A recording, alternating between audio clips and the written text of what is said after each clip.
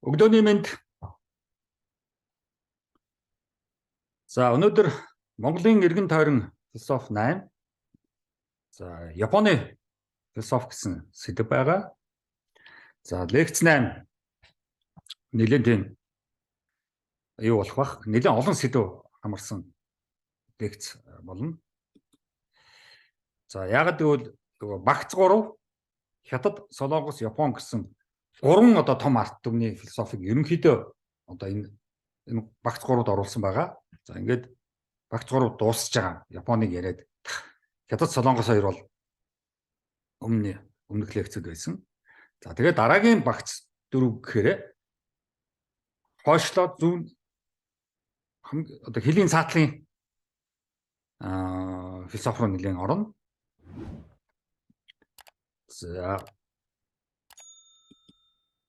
За ер нь бол яг газрын зураг дээр харахад бол Япон бол одоо арлын орн.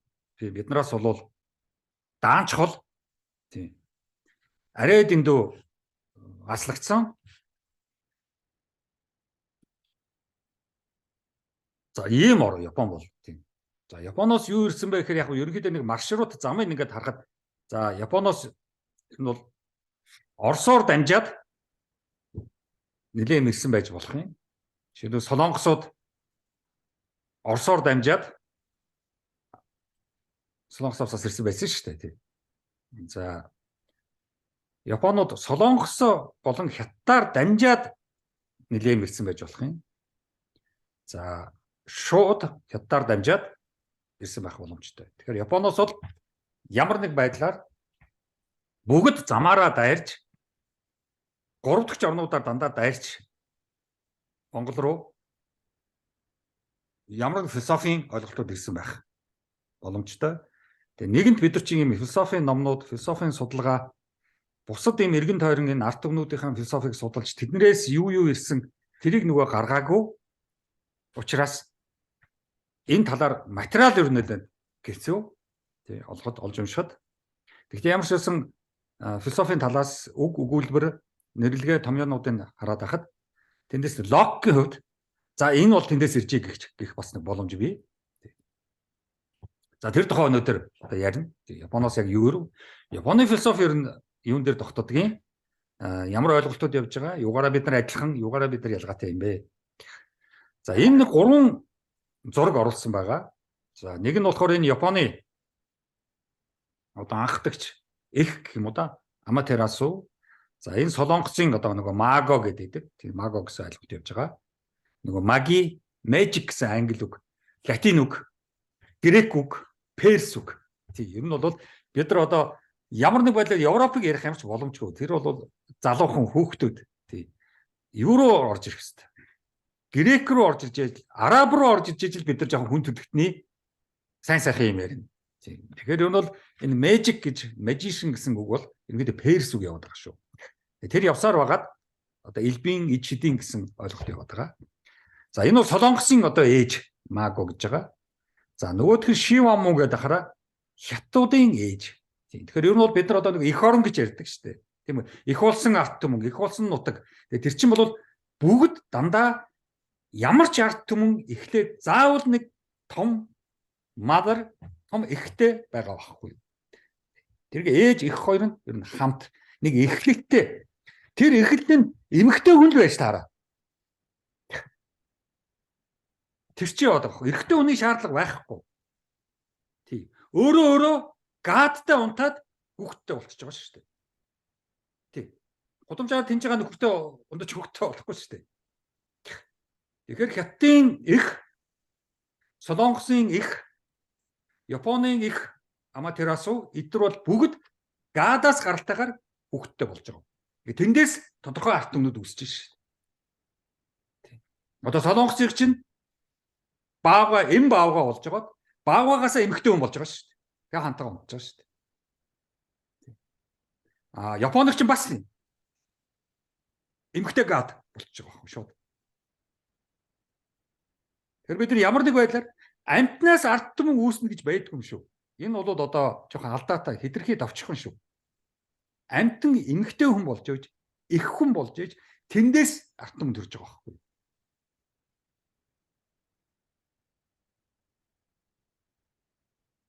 За домгийнхоо хувьд бол энэ Аматерасу гэдэг бол аюул чухал түүх эмэгтэй. Ер нь бол Япондоо болоод нэлээд яригддаг. За Аматерасугийн цаана нь дээд тэнгэрт бурхадууд байгаа шүү дээ. Аматерасу одоо эмэгтэй хүн болж хүүхэд Японы ард түмнийг төрүүлтэл бурхадуудын асуудал, гадуудын асуудал бид нар ярина шүү дээ. Тэгэхээр энэ Изанами, Изанаги хоёр бол ерөнхийдөө тэнгэрийн хосууд. Тэнгэрт байгаа. Бидний ингэ дэлхийн газар дээр байхгүй. Тэр дээр тэнгэрт байгаа. За, Изанами яасан? Бүх бурхадуудыг төрүүлж байгаа шүү дээ.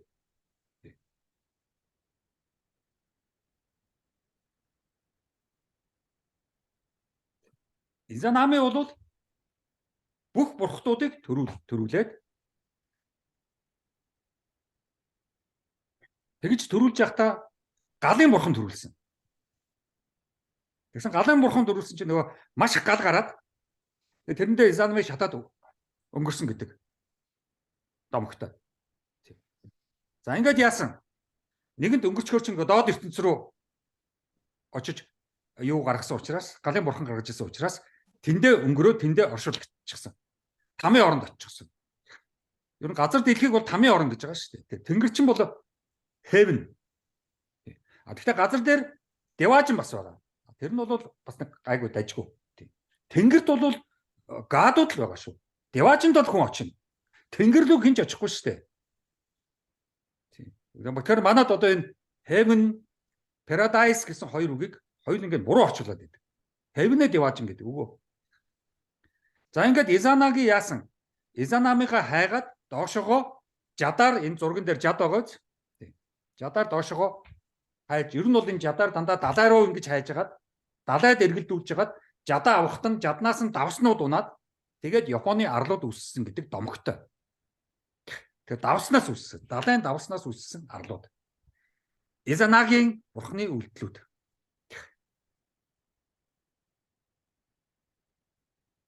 За ингээд яг Аматерасу төрсөн. Аматерасу бол ерөнхийдөө Японууд гэрэл одоо нар гэрэл бол Аматерасу. За тэндээс үсэж шít. Гэрэл үтээж шít. За ингээд бурхны Аматерасу бурхны ачнаар бол дэлхий дээр бууж ирсэн. Ингээ Японы ард түмэн ажил амьдралдаа орж байгаа байхгүй үсээд. Тэгэхээр ямар ч ард түмэн өөрийн ийм хэрхэн эхэлж амьдрал эхэлсэн бэ, хүн эхэлсэн бэ гэдэг домготтой байгаа байхгүй юу. Хятад бас адилхан, Солонгос адилхан, Энэтхэг адилхан бүгдээрээ. Европ руу болоод ирэхэд нөгөө Кристос шашинч болоод ирэхэд нөгөө Мария нь байж байгаа шүү дээ.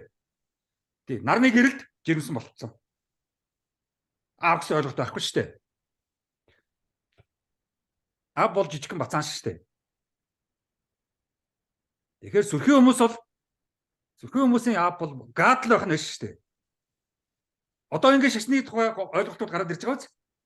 Крист, Будда, Есүс, Ислам, Аллах яагаад тэд тэгээ тэрийг яриад тэрийг шүтээд байгаа. Яагаад тэгвэл бидний их үндэс маань бол гад ээж шүү. Тэр ээжийн цаана гад байгаа шүү. Бурхан байгаа шүү.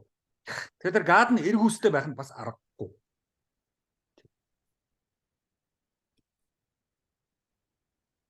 За ингээд Японд байгаа нэлээд нарийсгаж орё. Ер нь бол яг Японы түүхийнхээ хувьд чухал цаг үед бол байд юм байна. Тийм. Гэхдээ нэг түүх рүү нэг орохгүй. Яг ер нь бол Асукагийн үе, Нарагийн үе, Мурамачигийн үе, Эдогийн үе, Мэйжийн үе энэ гэсэн юм. Тухайн тэр хаадуудаасаа шалтгаалаад тухайн тэр хаан одоо тийм үү?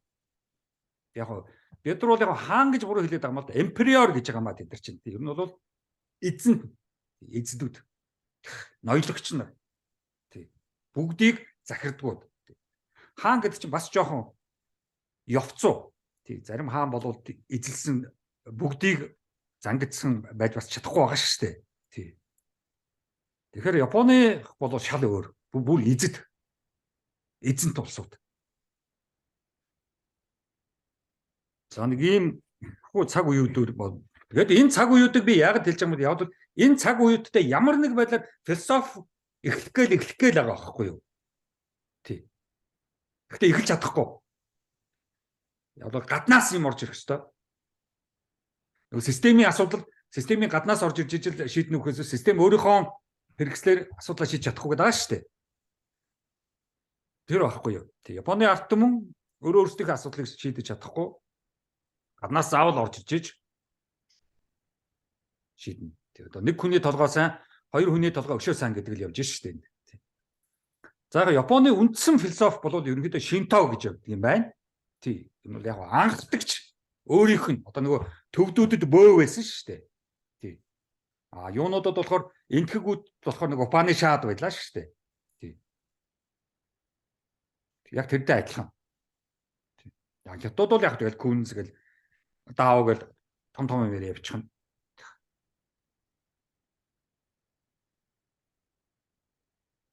За тэгээд яг күнз хятадын том одоо философийн эхлэл хятадаас орж ирсэн. Гэхдээ солонгосоор дамжиж орж ирсэн гэдэг юм байна лээ. Тэгэхээр хятадаас солонгосууд күнзийг аваад дараа нь солонгосууд күнзээ Японууд авчихсан. За буддизм бол мэдээж энтхэгийн буддизм явсаар байгаад хятадд ирээд бас хятадаасаа солонгос ороод тэгээ солонгосоосоо Япон руу очсон байх. Тэгэхээр Япон бол дандаа дамжуулж дандаа авсан. Өөр шууд авч ерөөсөж чадаагүй. Тий. Энэ талаараа бас бид нартай их адилхан. За. Гэхдээ бид нар гэдэг чинь хэм блэ? За. Юуны Шинтогоор бол яг одоо энэ символ байна. Тийм ээ, мод, олос, янз бүрийн одоо архитектурын ийм их сонин дизайнтай симметр тийм зөөлөн за тэгээд хоёр багантай тэгээд бүх одоо Шинтогийнхоо энэ символыг тайлбарлах гэж бас олон удсан юм байна. Тийм. Ерөнхийдөө ард түмний анхдагч сүсгэлэл. Тийм, анхдагч сүсгэлэл. Ер нь бол шашин үүсгээс өмнө анхдагч сүсгэлүүд байгаа шүү дээ. Тэр нь бол ерөнхийдөө жоохон бөө маягийн байдаг. За Японы Шинто бол жоохон байгалаа жоохон шүтсэн. Байгалаас одоо тийм үү гаралтайгаар тэр Шинто ойлгогдож явд юм байна. Тийм. За тэрний дараа тэрний болов ер нь бол энэ Шинто нь бол Японд бас нэлээд алдартай. Өнөөдөр бол бүр их яригддаг юм байна. Тийм бүр их яригддаг. Яг шин тоо гэж байгаа байхгүй юу? Уул нь шин доо. Тийм нөгөө доо тоо гэж ч юм бол зам гэдэг байгаа шүү дээ. Тийм. Тэгэхээр шин тоо гэхээр шин гэдэг нь ерөөдөө бурхныг илэрхийлсэн хэлэх. Тэгэхээр бурхны зам, бурхтын зам. Ямар одоо замаар явж. Зам гэдэг нь зөвхөн одоо юу биш шүү дээ. Гудамж зам хэлээд байгаа юм биш шүү дээ. Хувь заяа, сурсан мэдсэн, хэрхэн эрдэм төрсөн тэр бүх үйл ажиллагаагаа зам гэж хэлээд байгаа шүү дээ. Тэгэхээр Шинто, Шиндо тий одоо юутай адилхан айкидо, жудо тэр дандаа дооноор байгаа шүү дээ. Нөгөө дао тий хятадч нь болохоор дао гэдэг байгаа шүү дээ. Тий. Юуруугаа болоод ирэхээр доо болоо явчихдаг. За. Ер нь бол бүр төрн юуны Японы төр бүр Шинтотой байна. Төрийн бүтэц, төрийн онол домог дотор Шинто явдаг. Тэр нь маш их националист үзэлтэй. Амар үнцрэг. Японы национализм үнцрэг үзэл гэдэг бол бүр арай дэндүү. Тэгээд тэнд нэг Шинто явд юм байна. За Шинто хаанаасаа гаралтай байвал ерөнхийдөө Хятадаас гаралтай. Хятадаас очсон. Шиндао гэдэг хятад үг явж байгаа. Нөгөө дао, нөгөө шин гэдэг нь нөгөө шин болцсон явж байгаа.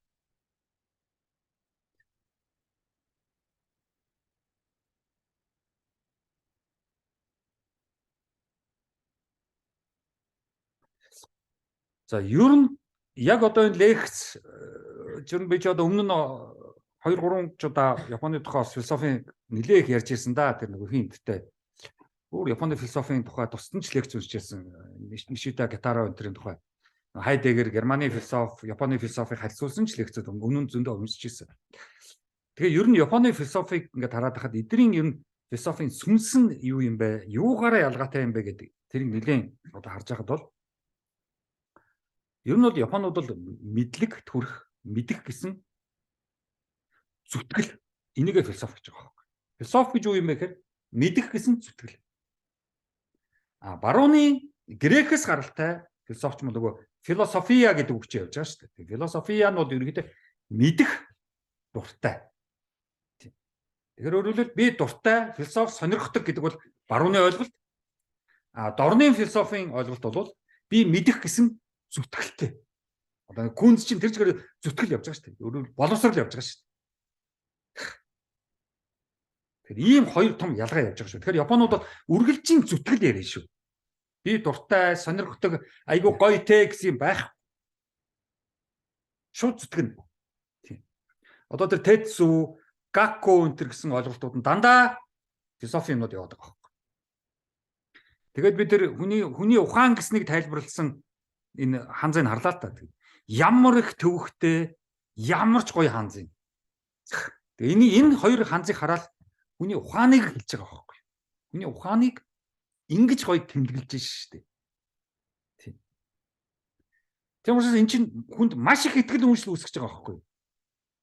Одоо би итгэл үнэмшилгээ бас хосоор нь хэлчихлээ. Маш их үнэмшил хүндэтгэл үүсгэж байгаа байхгүй. Бид нар зүгээр ухаан гэж бичээл тэгэл болчихж байгаа шүү дээ. Ухаалаг утасчих шиг солиорол. Нохоо айгу ухаантай ч гэх шиг. Юу яриад байгаа. Тий. Тэгэхээр өөрөлдвөл Японуудад очиод энэ хоёр ханзаар нь нохоо гар утас ярил шал өөр юм ярина. Наас ч яг электрон багаж техник. Нохоо бол амтан. Тий. Тэгэхээр монголчууд одоо хүний хүртэл амтан гэдэг байгаа шүү дээ. Сайн амтан муу амтан ч гэх шиг. Бид нар ч эцэст амтсан ч гэж. Энэ хоёр ханзан дээр чи амтан гэсэн юм байна байхгүй шүү дээ. Тэгэхээр энэ үсэг, бичгийн хэл амар чухал байхгүй. Ярианы хэл яах вэ? Бичгийн хэл. Тэгжээж одоо философи үсэж байгаа. Бичгийн хэлгүй бид нарт яагаад философи олигтой орж ирэхгүй үүсэхгүй байгаа вэ? Яагаад гэвэл яг ингэж хатуу тэмдэглэсэн ханзан бидэрт байхгүй. Тэгэл дураараа. За, буддизм мэдээж анх орж ирсэн Японд.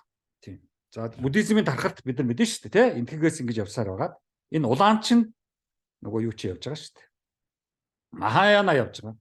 Явсаар байгаад ингэж солонгосоор ингэж дайраад ингэж солонгос руу очиод тэгээ Тайванаас бас сүүлд дайраад эндээс бас Махаяна ирсэн байх боломжтой.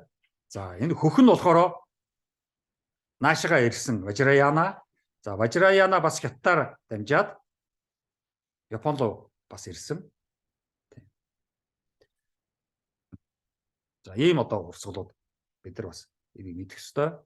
Тэгэхээр энэ Махаяна бол бүр Төв Аз руу хүртэл очсон байгаа байхгүй. Энд Централ Азиа гэдэг шүү дээ. Казакууд бол бас Махаяна шашинтай байсан байгаа байхгүй. Одоо Уйгур Шинжаан ч гэсэн.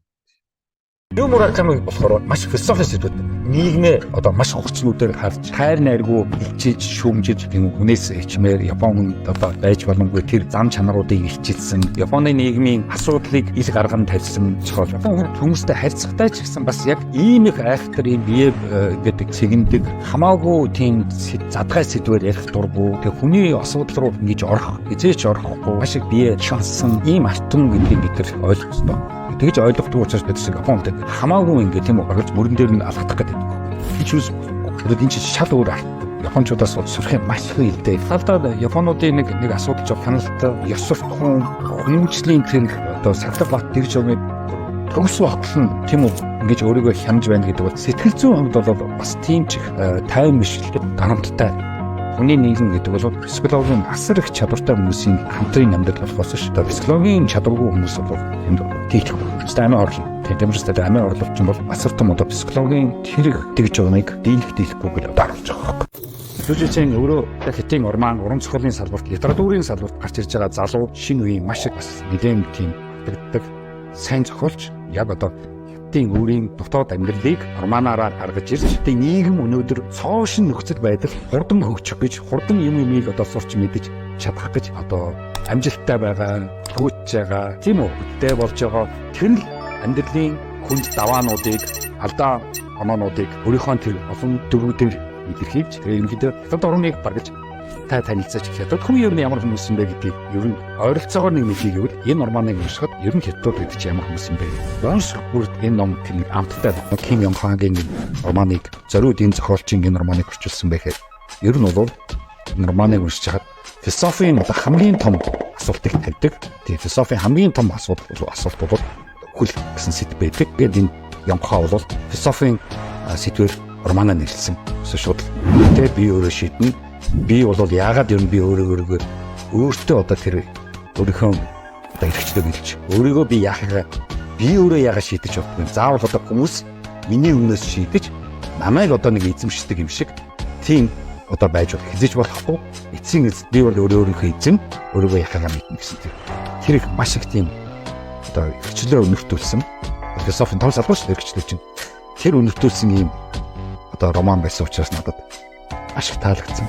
За нөгөө талаар одоо урлагийн ямар гоё юм бэ гэдгийг харсан. Урлаг бол ийм сайхан уран зураг гэдэг ямар гоё юм тэрийг ингээд хараад зөв ойлгох, сонголох хөгжмөн сонсоод зөв ойлгох, романууд уншаад, философийн номнууд уншаад, кино фильм үзээд тэндээс ямар амьдралын тухай ойлголтууд авч тэндээс хүмүүсийн үлгэр жишээ амьдралдаа одоо хэрэглэх тэр гоё сэдвүүдийн хариултуудыг тэндээс авдаг шүү гэдгийг бид нар бараг зөвлөж байгаа байхгүй юу? Тэгээд энэ одоо урлаг философиг ингээд холсон маш чадварлаг тэгээд гоё кул үтсэн өгүүлбэрүүд нь багц тийм үү? Ерөөсө тодорхой тийм чадварлаг роман.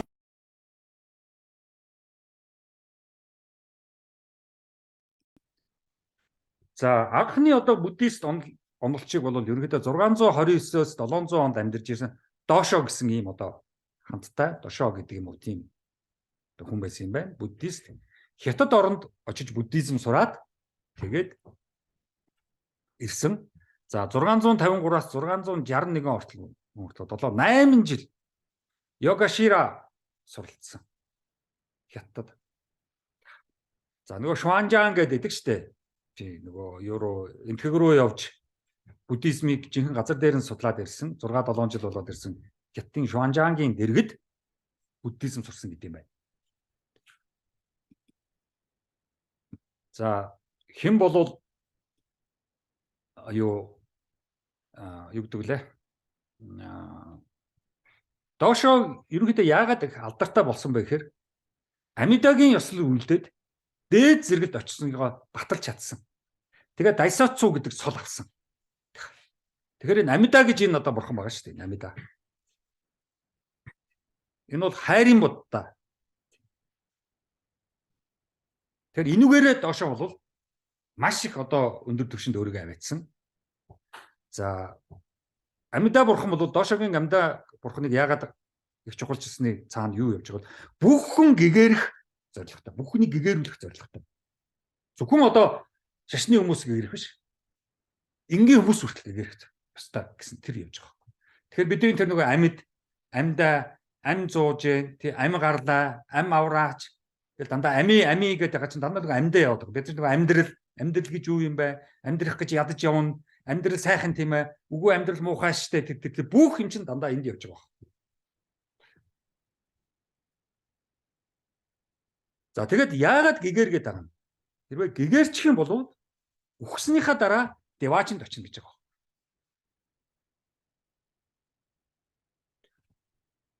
Гэгэрээгүй бол үхсний дараа деваачинд очихгүй. Юу н тэр алтай харьцаг. Тийм. Амаргал явна. Бүгдээрээ гэгэрхгүй бүгдээрээ тамаа явна. Тэгэхээр энэ амьдаа бурхан бол Дошо яагаад амьдаа бурханыг чухалчилсан энд яваад байгаа байхгүй. За юун дээр бас явж болно. Хятадын одоо юу барилгын инженерчлэл нэвтрүүлсэн анхны хүн гэж байгаа байхгүй. Японч нөл самурай юу онгохоо готлоо мөсчихсэн баахал нөхдөд гүйлдэд байгаа шүү дээ. Сэлэм зүүчихсэн. Юун байшин барилга?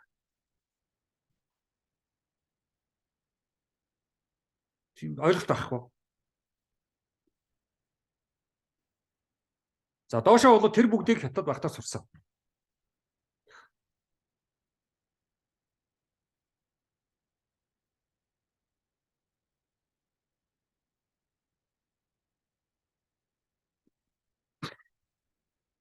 Гүүр, далан, услах систем, усан оргилуур, гудамж энэ бүгдийг доошоо суралцаж Японд ирж нэвтрүүлсэн.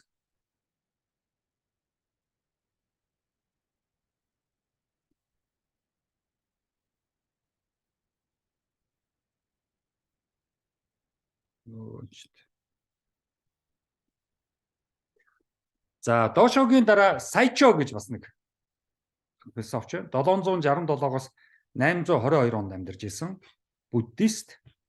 За Махаянаг бол яг авчирч Японд зааж сургасан. Буддизмын том онолч Сайчо бол тий. Бүр өөрөө яг юу руу явсан. Усан онгоцон суугаад хятад руу явж исэн. Махаянаг илрүүлсэн. Сайчо гэдэг. За Сайчо 14 настайдаа буддист болж суралцсан. За би буддист болно гэдэг. 14 настайгаас суралцсан.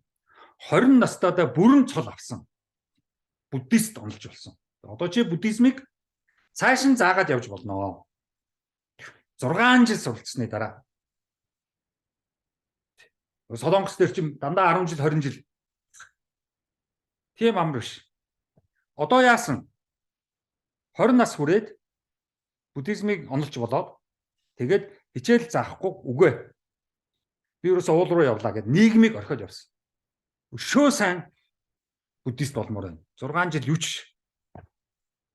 Тэгээд Киотогоо орхиод, Киотод амьдарч байгаад Киотог орхиод Тие гэдэг тийм Киотогийн ойролцоох уул байдаг юм байна. Тэгээд тэр лөө явсан. Тэгээд тэр ууланд очисон.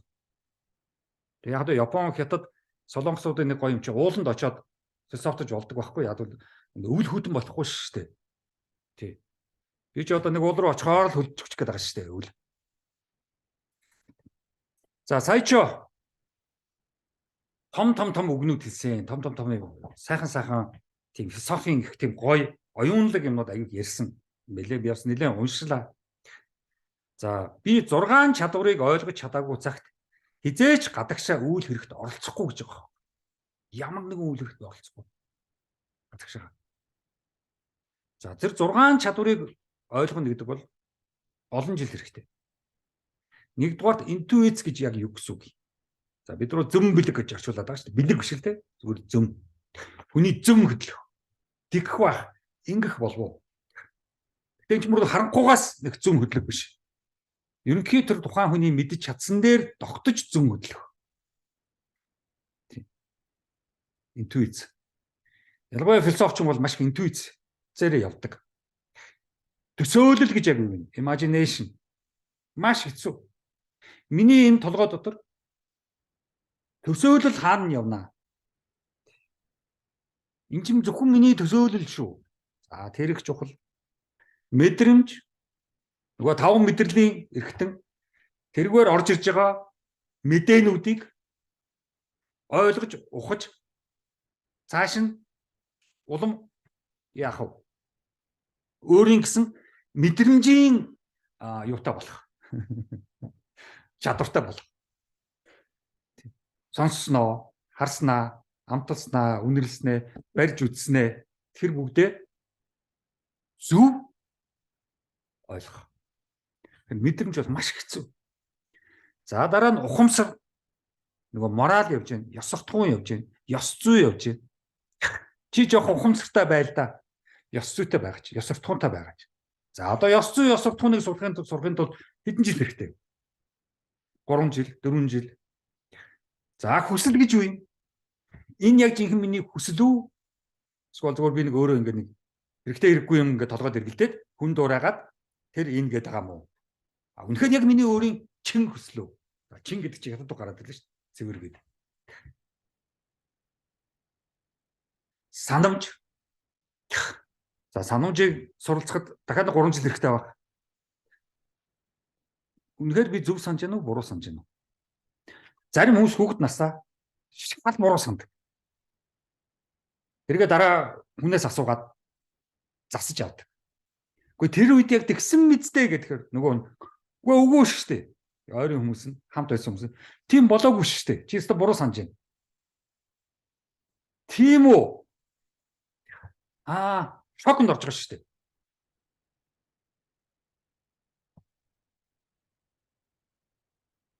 За ингээд 1 2 3 4 5 6 чадварт суралцсан. За бүгдээрийн 2 жил 3 жил гэх юм бол 20 жил болчихно. Бид чинь зүгээр нэг үгнүүд биш шүү. Бүр яг энийг чадах. Зөвхөн нэг хүнээр заалгаад хичээлд яваад диплом аваад сертификат аваад болчдөг юмнууд биш. Нэг 6 сар 3 сар яваад энийг бүр яг чадах. За ингэж чадаагүй цагт би хизээч гадагшаага үйл хэрэгт оролцохгүй гэж байгаа байхгүй. Нийгмийн үйл хэрэгт. За сая ч би абсолютыг тийм үү өөртөө ингэж буулгаж чадаагүй цагт хизээч урлаг болгон янз бүрийн мэрэгжлүүдийг эзэмших тийм үү? Өстой үгүй шүү. Тийм. Одоо бид нар ч нэг үлэмжийн чанар гэдэг шүү дээ. Тийм хоосон чанар, үлэмжийн чанар гэдэг. Үл яхаа абсолютыг туйлынч гэж бас орчуулдаг. Тийм. Тэгэхээр үлэмжийн чанар, туйлын юмны абсолютыг мэдээгүй цаг, тэрийг би ойлгож буулгаагүй цаг, юун зураг зурах, юун ном бичих, юун эмч болох, юун цэцэрлэх, юун каллиграфтах.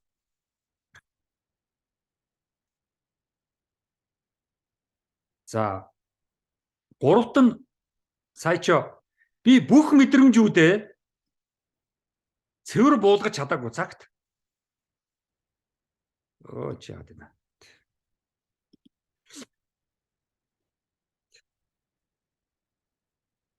Хизээч буддистуудын шүтлэг мөргөлд оролцохгүй гэж байгаа. Одоо миний мэдрэмж буруу ажиллаж ивэл яах юм? Тэ. Тэгвэл яах юм? За би wisdom одоо нэг Хинаяагийн цэцэн чанарыг wisdom гэдэг байгаа шүү дээ. Тий. За монголоор бид нар яг цэцэн гэж орчуулж болно. Тий, цэцэн чанар. За энэнд суралцаж чадаагүй цагт хизээч хүмүүст чухал үйл ажиллагаанд оролцохгүй гэж байгаа. Хүмүүсийг би балдаж магадгүй.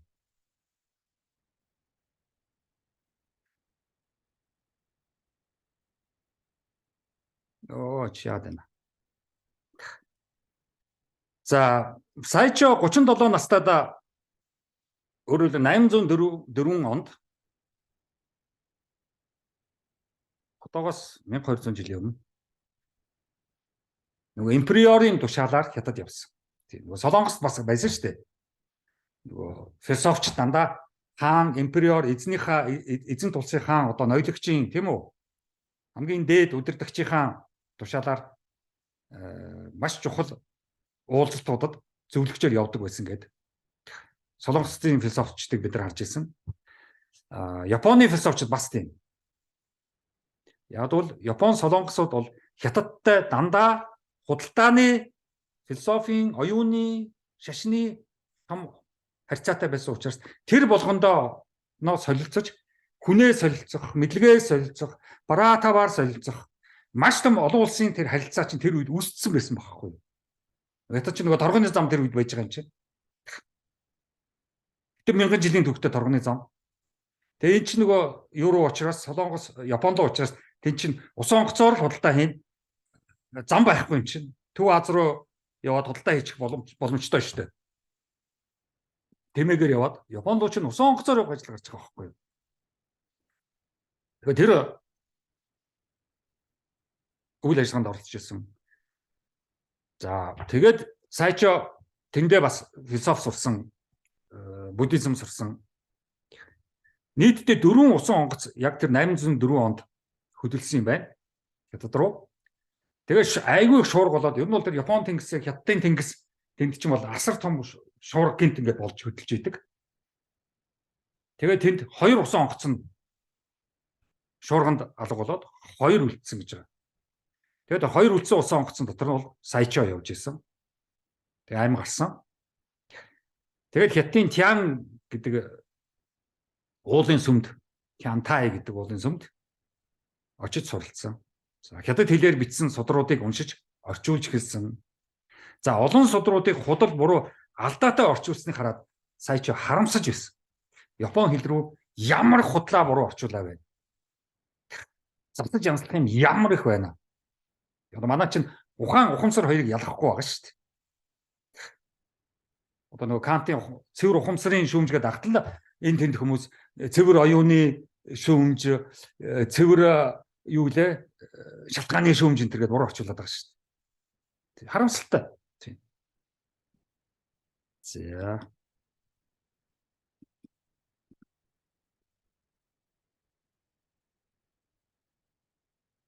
За саячо Хятадаас анх цай авчирсан. Тийм. Японы цайны ойлголт бол Хятадаас гаралтай. 800-нд. За дараагийн философч руу оръё. Саячогийн дараа Кокай гэж философч. За Кокай бол 774-өөс 835 онд амьдарч байсан буддист. Тийм. Мантра дэлгэрүүлсэн. Мантра гэдэг том одоо урсгал байгаа шүү дээ буддизмын. За онолч бас нэлээд тийм урлагийн маягийн хүн байсан. Тэгээ бид нар энэ артист гэдгийг урлагч гэж орчуулмаас нэгэд байгаа. За манайд бол яг уран бүтээлч энэ төр гэдэг. Тийм урлагийн хүн ч гэх шиг. Тэгж болохгүй юм байна. Яг одоо урлагч. Тийм уралдаг. Тийм урлаг бүтээгч хүн. Урлагч хүн байсан. Онолч, урлагч. За Кокай 15 настайгаас сонгодог хятад хэл үзсэн, күнд суралцсан. За 18 настайдаа оюутан болсон. Зүгээр энгийн одоо сургууль, дээд сургуульд очиж оюутан болсон. Японд ч тухайн үед дээд сургуулиуд үүсчихсэн байсан шүү. Тий, их сургуулийн анхны хэлбэрүүд үүсчихсэн байсан шүү. Яг бол Хятад аль хэдийн үүссэн байсан учраас одоо Японд руу явж байгаа. Тэгэхээр бид нар 1200 жил 1300 жил одоо юу гэдгийг 1000 жилийн өмнөх Япон бол айгүй сөрхий байсан шүү. Бид нар ингэж харьцуулаад байдаг байхгүй. 20-аад онд Японы залуучууд баруун яваад айгүй мундаг сураад иржээ. Тэгсэн манай залуучууд бас яваад одоо баруун яваад юм ангаа сураад ирсэн чинь энд одоо яасан алсан хятсан гэдэг юм хүчин юм яваад байдаг. Тэгвэл нийгэм үүсээгүй арт түмэн юм сураад ямарч хэрэггүй. Буцаад ирэхэд хүлээж авах нийгэм байх. Буцаад ирэхэд хот байхгүй. Их сургууль байхгүй. Японы залуучууд юм сураад буцаад ирлээ их сургууль нь байжсэн баг. Манай нөгөө Германд руу явсан нацагт орж одоо хэн байдгийг тэд нар чи явлаа буцаад ирээ энэ буцаад ирлээ энэ эсгийг ирэл хүлээж байгаа байхгүй. Гэрийнхэн ч ойлгохгүй. За 20 настай үед нийслэлд үймэд игдсэн тул сургуулаа орхиод Буддагийн сүм рүү явсан. За тэнд одоо Буддагийн сүм Гонзо гэж сүм байсан байна. Тэнд одоо суралцахаар орсон байна. 24 настайдаа Санкаяшики гэсэн ном бичсэн байна. За 24-өөс 31 настайдаа даянчилсан уул руу явсан. Одоо яг жинхэнэ одоо толгойдоо жинхэнэ философи байд. Тийм. 6-7 жил. За 804 онд Будда онол заах цол авсан. За одоо чи Буддагийн тухай ярьж болно, хичээл зааж болно. За Кокай 804 онд Японоос Хятад руу нөгөө дипломат болон худалдааны 18 дахь уулзалтанд оролцохоор томилогдсон. Нөгөө 4 усан онгоц явж байгаад 2 нь шуурганд байхгүй бол 2 нь цаашаа гарсан шүү дээ. Тэрний нөгөөх дээр нь бас явж исэн. Саячо нэг усан онгоцон дээр нь нөгөө усан онгоц дээр Кокай явж исэн. Тэгэхээр хоёрд Японы том философч шуурганд амин үргэдэггүй Хятадын арал хүртсэн байгаа байхгүй. Тэгэхээр Японы арт түмэн бас азтай.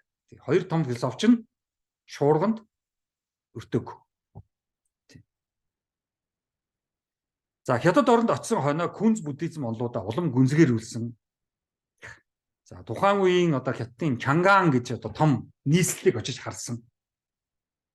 Тэгээд тэр Хятадын том Чанган гэж нийслэлийн байшин барилга тэр их соёлт амьдралыг хараад хөөх юм уу Япон орно ямар жижиг орон юм бэ гэдээ бүр тийм үү сэтгэлээр унжсэн.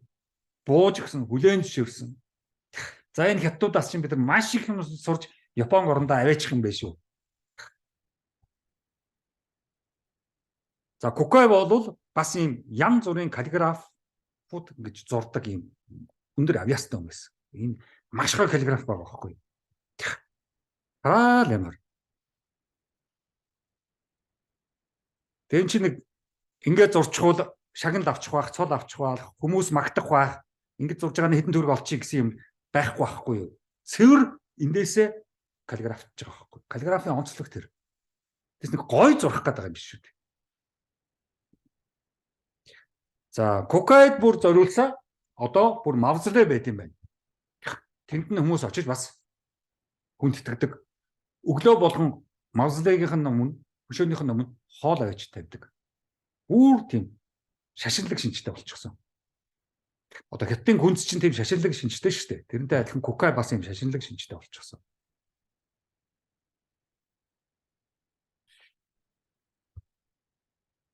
Манайх ч нэг засгийн газрын ордны урталд Сүхбаатар Чоблсон хоёрын мавзолей байсан шүү дээ. Тэрийг арчлынх нь нургаа атсан шүү дээ. Би ч нөгөө философч хүн учраас философийн сэдвийг маш их сонирхож явдаг. Тэрийг одоо хүмүүст шеэрлж тараах нэгц унших муу номоор дамжуулж явдаг. Уран зохиолчин философиг их гоёор гаргаж ирдэг байхгүй юу? Дөрүүдтэй, тийм үү? Сайн талын дөрүүдтэй, эсрэг талын дөрүүдтэй, амьдралын бүх асуудал роман дотор явагддаг литератур, уран зохиолчин тэргээр их гоё байдаг байхгүй юу? Философчин чинь шууд ингэж хэлэхэд хэцүү байдаг. Уран зохиолчин аз жаргал гэдэг юу юм бэ? Хайр дурлал гэдэг юу юм бэ? Зүй явдал гэж юу юм бэ? Атаархал гэж юу юм бэ? Сэтгэлийн хөдөлгөөн гэж юу юм бэ? Мэдрэмж гэж юу юм бэ? Хүний хувийн санаа гэж юу юм бэ? Бодол гэж юу юм бэ? Тэр бүгдийг уран зохиолчин илэрхийлээд байдаг байхгүй юу? Тэнгээс уран зохиолоос хүн маш их юм сурч авдаг. Яг л сүүлийн үед монголчууд чинь Япон их явдаг болчихлоо. Өвд Солонгос их явдаг болчихлоо. За хятад руу одоо бүгдээр явж байгаа шүү дээ. Тэгэхээр бараг гарын авлага маягаар би энэ романуудыг орчуулсан байхгүй юу? Ер нь энэ арт түмнүүд рүү монголчууд явахдаа онгоцсон дотор Япон явахдаа Японы романыг уншиж, Сеул явахдаа Өмнөд Солонгосын романыг уншиж, Хятад явахдаа зохиолыг уншиж. Тэр зохиол дотор хятадын зохиол дотор хятадуудтай танилцсан баг. Солонгосуудын зохиол дотор солонгосуудтай танилцсан баг. Ямар хүмүүс. Японд номонд Япон хүнтэй танилцсан баг. Тэгээс шууд одоо очиод Япон хүнтэй танилцж чадахгүй шүү дээ. Яг өөртөө таарсан хүнд нэг бол дуртай дургуй нөрнө, нэг бол баярлна, сайн хүнтэй таарчих юм бол тэгэл болоо шүү дээ. Хувийн юм л явж байгаа шүү дээ. Яг ямар арт түм юм бэ? Эдний цаана нь эдний амин сүнс нь юу юм? Эдний хүсэл мөрөөдөл нь юу юм? Эдний дуртай юм нь юу юм? Дургүй юм нь юу юм? Хүнтэй яаж харьцдаг? Ямар сэтгэл зүйтэй юм? Тэрийг зохиолоос мэдээд авчдаг.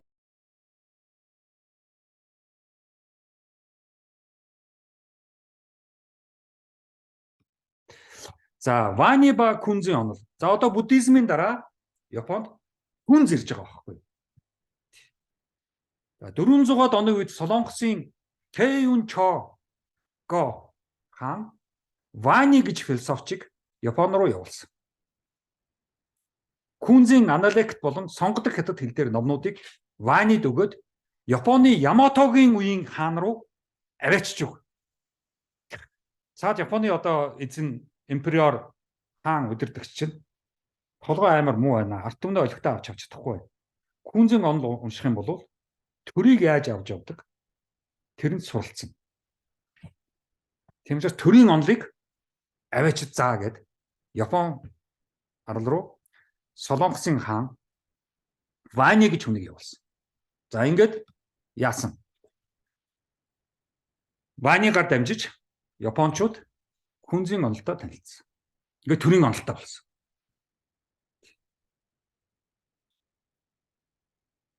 За Күнз нийгэмшил улс төрийн онол эдийн засгийн бодлого руу гэж нөлөөлсөн. Японы төрийн бодлогод нөлөөлсөн.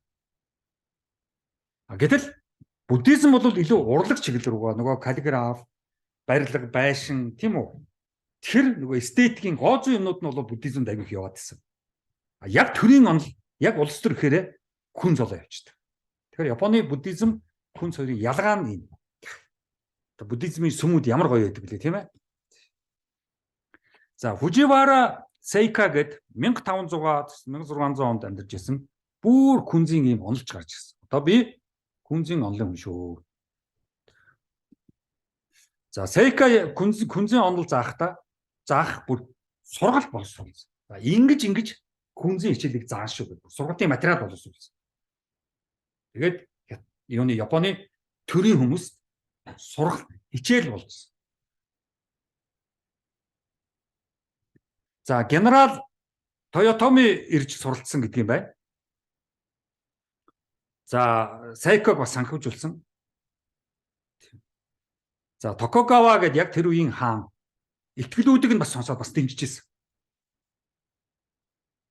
Тэгэхээр өөрөөр хэлбэл хаан, цэргийн генерал ийм хүмүүс философийн лекц хичээл сонсохгүйгээр яаж цэргүүдээ удирдах юм? Яаж улсаар ард түмнээ авч явах юм? Яаж зөвхөн энэ хоосон толгоноос явахгүй шүү дээ. Зөвхөн нэг жоохон бяцхан мэрэгжлийн нэг жоохон мэдлэгээр юу ч явахгүй шүү дээ.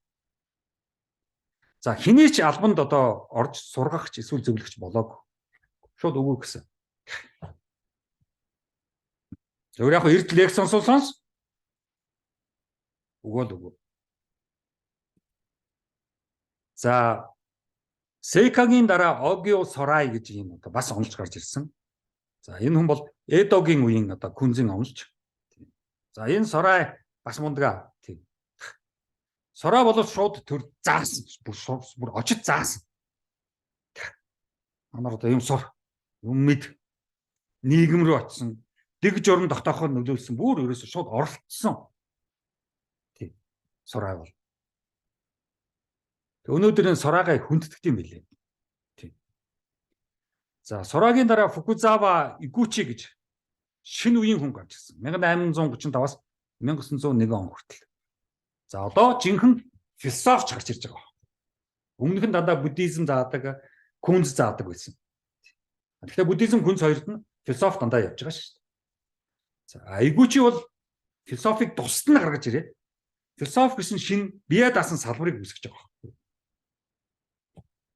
За Мэйжигийн үе, нөгөө Мэйжигийн үе чинь нэг орчин үе гэдэг шүү дээ, тийм үү? Япон жинхэнэ орчин үе болсон гэдэг шүү дээ. Тэгээд энэ Фукузава Игучигээ бүр хүндэтгээд 10,000 юу илээ тэд чинь югдөг лээ. Йен. Йенийхаа юун дээр зургийг тавьчих тийм ээ.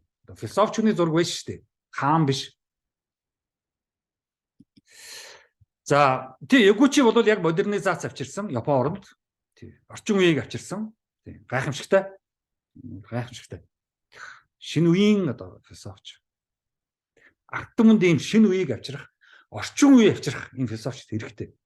Би одоо 2-3 жилийн өмнө Ар Монголд орчин үе өгүүлэгдэнэ гэдэг ном биччихсэн. Тийм. Тэгэл бас нэг юм хийгээд байгаа байхгүй юу? Эдгээр бол яг эдгээрээс арай жоох эртэл юм байна. Эдгээр чи эсгийгээс гараад удаагүй байна. За Япон нөгөө одоо Мэйжигийн үе болоод философи яг хурж ирээд оюуны төвшөнд болоод одоо нөгөө өмнөх нөгөө самурай, шогун одоо юу гэдгийг тэр өмнөх нөгөө бүтцэн феодал маягийн Японч одоо орчин үеийн болж эхэлж шээ. Тэгсэн чинь нөгөө зөвхөн гэрт хоол хийгээд нөхрийнхөө бүх юмыг бэлдэж өгөөд хүүхэд төрүүлээд гэртээ байж идэг эмэгтэйчүүд яасан. Орчин үеийн болоод ирэхсэн чинь эмансипашн болж эхэлсэн. Ном уншиж эхэлсэн. Эмэгтэйчүүд. Ном бас бичих гэсэн. Тийм. Гайхамшигтай. За энэ Игучи Нацуко гэдэг энэ эмэгтэй бол нэг урд насл чадаагүй юм байлээ. Яг нэг туберкулоз өвчин тусчихсан жоохон ядуу байлаа охин байсан. Тэр Хагиноя гэдэг юм академид суралцсан юм байна. Эмэгтэйчүүдийн академи. За маш олон ном бичсэн. Би бас энэ Нацукогийн энэ Хигучигийн юуг нь уншлаа л да. Ямар сэдвээр ямар номнууд бичсэн. Тэгсэн энэ гайхамшигтай эмэгтэй байна. Олон ном бичсэн. Тэр Такекурабе гэсэн юм ном байгаа байхгүй юу? Тэр нь болохоор Growing Up Child's Play гэсэн юм англиар орчуулсан нэг иймэрхүү ойлголт юм байлээ.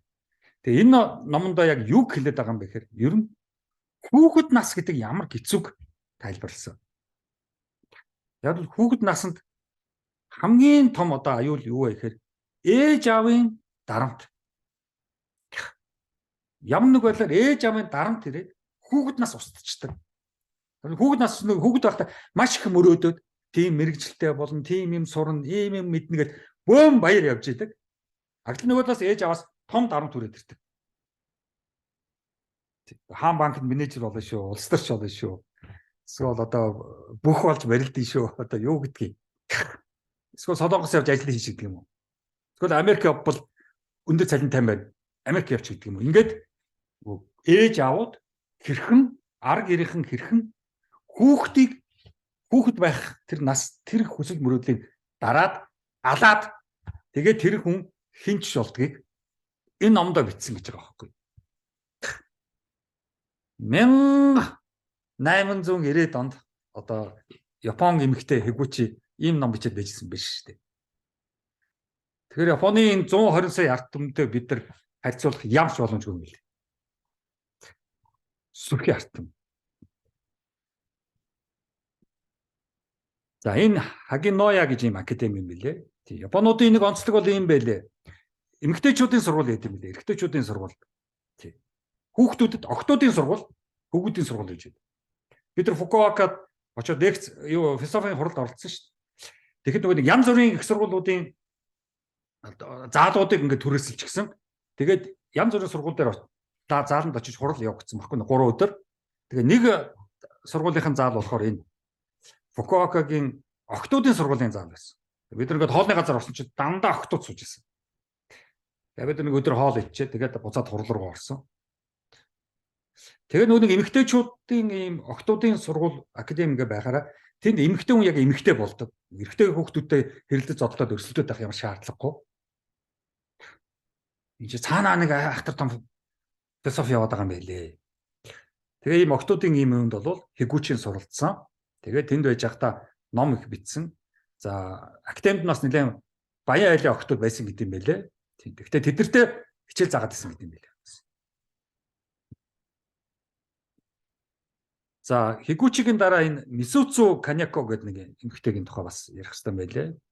За энэ эмэгтэй бол бас ном бичиж эхэлсэн. Гэхдээ Хигучигаас ялгаатайгаар энэ эмэгтэй бас нөгөө хүнтэй суугаад хүүхдтэй болоо. Тэгээ тэр амьдрал нь бүтлгүүтээд нөхрөөсөө салах гэж оролдоод баахан амьдралын бас дарамтанд орсон. Анх удаа Япон эмэгтэй нөхрөөсөө сална гэсэн өргөдөл шүүгд өгсөн. Бөө юм болсон. Тэгээ тэр амьдралынхаа маш их одоо хэцүү үеийг ном болгож бичсэн. 1903-аас 1930 онд амьдарч исэн нэмэгтэй юм байна. Тэгээд Мисуцу Канякогийн нэг тийм алдартай зохиол байт юм байна. Тэр нь чи нэг цуураа юу гэсэн юм. Англиар болохоор are you an echo? Чи нэг цуураа юу гэсэн тийм шүлэг байгаа байхгүй. Гайхамшигтай. Сайн. Би тэр шүлгийг англиар бахаар энд лекцэн дээр оруулаад ирлээ те. Are you and чи цуураа юу гэсэн. Хэрвээ би тийм үү тоглоё гэж хэлэхээр чи бас тоглоё гэдэг. Хэрвээ би тэнэг юм уу гэхээр чи бас тэнэг юм уу гэдэг. Хэрвээ би тогломооргүй байна гэхээр чи би тогломооргүй байна гэдэг. Би нилээн байж байгаад за намайг уучлаарай гэж хэлдэг. Ганцаардаад ирэхээрээ уучлаарай гэдэг. Тэгтэл чи уучлаарай гэд намайг гэдэг. Чи тэгэхээр цураа юу гэсэн чинь хариулт нь ирж байгаа. Үгүй ээ. Бид нар бүгдээрээ л адилхан шүү дээ. Бид нар бүгд адилхан. Тиймээс адилхан л толгой ажиллана. Адилхан л бүгд настай. Уурлал адилхан дуурлана. Баярлал адилхан л баярлана шүү дээ. Тийм. Тэс дуурайд байгаа юм балга. Хүн гэдэг чинь everyone. Бүгдээрээ бид нар ялгаа юу байгаа? Гайхамшигтай. Тэгээ Японы философийн ер нэг онцлогийг ярих хэрэгтэй мэлээ. Ер нь бол яг Японы философи явсаар байгаад энэ хүний психологийн асуудал дээр л ажиллаж байгаа байхгүй. Энэ хүний сэтгэл зүйгаасаа болоод гадагшаага гаргаж байгаа тэр сэтгэлийн хөдөлгөөнүүдийг л анхаарч байгаа. Яг бол бидний гадагшаага гаргаж байгаа бүх сэтгэлийн хөдөлгөөнүүд тэр хүнд ч надад ч гайвуулж мэдэх байх. Би нэг хүн рүү хараад баярлаад инээсэн чинь тэр хүнд миний тэр баярлж инээж байгаа гай болол яах юм. Тэр хүн дургүй үйл яах юм. Удаа наа гэж байгаа ч гэсэн. Гайтай байгаа ч тийм. Би нэг эмгэнээд л уйлаад л бөө юм болоод идэг. Нөгөө хүнд ямар ч эмгэнэлтэй биш үйл яах юм. Гайтай байгаа ч тийм. Тэгэхээр чи баярлж байгаач өөдгөрлөж гомдож байгаагааж, эмгэнж байгаагааж, асуудалд орсноо тэр бүх сэтгэлийн хөдөлгөөнөө битгий гадагшлуулаа л гэж байгаа байна. Яг бол хажуугийн хүнд нөгөө хүнд наадах чинь ямар ч утгагүй. Ямар ч утгагүй. Чи уурал ууралгаараа дотроо уурал, өөл уйлдгаараа дотроо өөл, баярлал баярлалгаараа дотроо баярлал. Битгий гадагш байгаа баярлснаа гаргаж ирээд. Битгий өөдгөрлөж гомдож тийм үү гашууж байгаагаа гадагшаа гаргаж ирээд. Тэгэхээр одоо нөгөө маск татхаас өөр аргагүй болж байгаа. Тэгээ психолог гэдэг бол сэтгэл зүй гэдэг бол маск. Одоо монголчууд энэ 2 нүртэй, 3 нүртэй, 5 нүртэй гэдэг шүү дээ. Тэгэхээс өөр аргагүй. Марууныхны гэдэг чинь айгүй хүүтэн нүүрэн дээр нь юу ч илэрдэггүй. Тэгэхээс өөр аргагүй. Яг бол гаргашаага миний сэтгэлийн хөдөлгөөн бусад хүмүүст гайвалж магадгүй. Дургуг нь хөгж магадгүй. Хүн баллаж магадгүй. Тэр би сэтгэлийн хөдөлгөөнөө масктаас өөр аргагүй болж байгаа.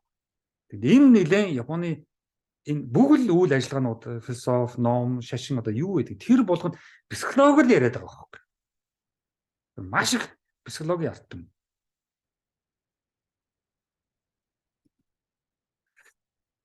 За одоо нэг чухал сэдв рүү оръё. Япон ярьж хахад. За энэ бол ер нь Японд энэ юу маш их дэлгэрсэн юм байна. Энэ зэн буддизм аюу их дэлгэрсэн юм байна.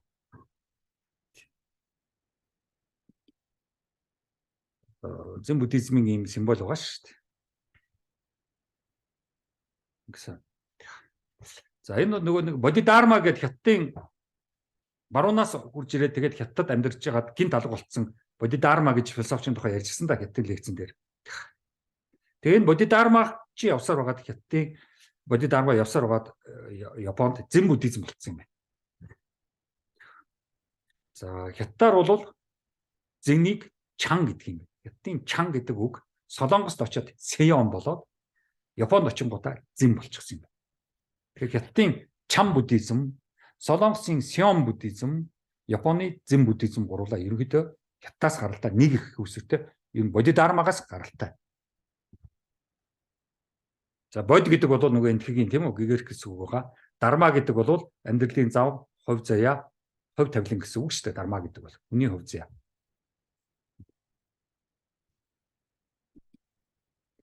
За догин гэдэг ийм одоо философч зэн буддизмыг, хятадын чам буддизмыг Японд эхлүүлсэн юм байна. Тэгэхээр зэн буддизм ярихаараа дандаа энэ догиныг аюул юм байна. За тэгэл зэн буддизм чи явсаар байгаад ерөнхийдөө зөвхөн одоо шүтлэг болгоод мөргөөд ингээл явж идэг. Тийм зөвхөн оюуны төвшөнд биш. Бас биеийг чухалчилсан юм байна Японд. Чи тэрнийхээ төлөө ямар нэг үйлдэл хийх хэрэгтэй. Бас бие чинь бас бэлтгэлтэй байх хэрэгтэй. Чи зөвхөн мөргөөд байх биш. Шүтээд байх биш. Дэгшгэн суух хэрэгтэй. Удаан суух хэрэгтэй. Зөвхөн бяцлах биш. Бие чинь бас бяцлах хэрэгтэй. Тэгэд энэ зазэн гэдэг нь бол олон цагаар ингээд дэгшгэн суух. Эндээ бяцгалж байгаа. Бие бол чилж байгаа шүү дээ. Удаан суухад маш их биеийн бэлтгэлтэй байх хэрэгтэй. Энгийн хүн зазэн хийж чадахгүй. Жилийн дараа л нэг гайгүй ингэж дэгшгэн суудаг болно. Олон жил хэрэгтэй. Ингэж дэгшгэн олон цагаар суух. Амьдралаа ардаа орхиод бүх амьдралыг ардаа орхиод олон цагаар олон сар ингэж суун шүү дээ. Энэ бол зазэн. Тэгэхээр Японууд цааш нь зэн буддизм бүр юм боловсронгуй болгосон байна. Өдөр тутмын үйл ажиллагаа хэрэгэлдэг дасгал болгосон байна. Биеийн дасгал. За одоо хоосон чанар гээд яриад суугаад байгаагүй. Хоосны ондор гээд яриад суугаад байгаагүй. Мөргөл хийгээд суугаад байгаа. Хоосон гэж яг юу хэлж байгаа гэдгийг бүр биеэрээ үзүүлсэн.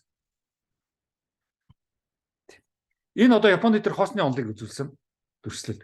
Өөрөлд толгойдоо сакс углаад тэгээ би юу ч хараагүй гэдгийг явж байгаа байхгүй. Тэр өөрөө миний өмнөх бүх мэдрэмжүүд устгацтай байхгүй. Өмнөх харсан үнэн худлаа мэддэхгүй, өмнөх сонссон үнэн худлаа мэддэхгүй. тэргээ бүгдийг хоосрол. Хоосорчлоо. Одоо шинэ эрхлэхэд билэн. Солонгос дээр ярьжсэн, Ядад дээр ярьжсэн, Төвөд дээр ярьжсэн. Тэр яваад байгаа. Бид нар бол яг хоосон чанар, үлэмжийн чанар гэдээ бид нар бол ингээд чанар болгоо явуулчихдаг л да. Тийм. Бол чанар гэхээс илүү цэвэр хоосноор байвал зүгээр л дээ.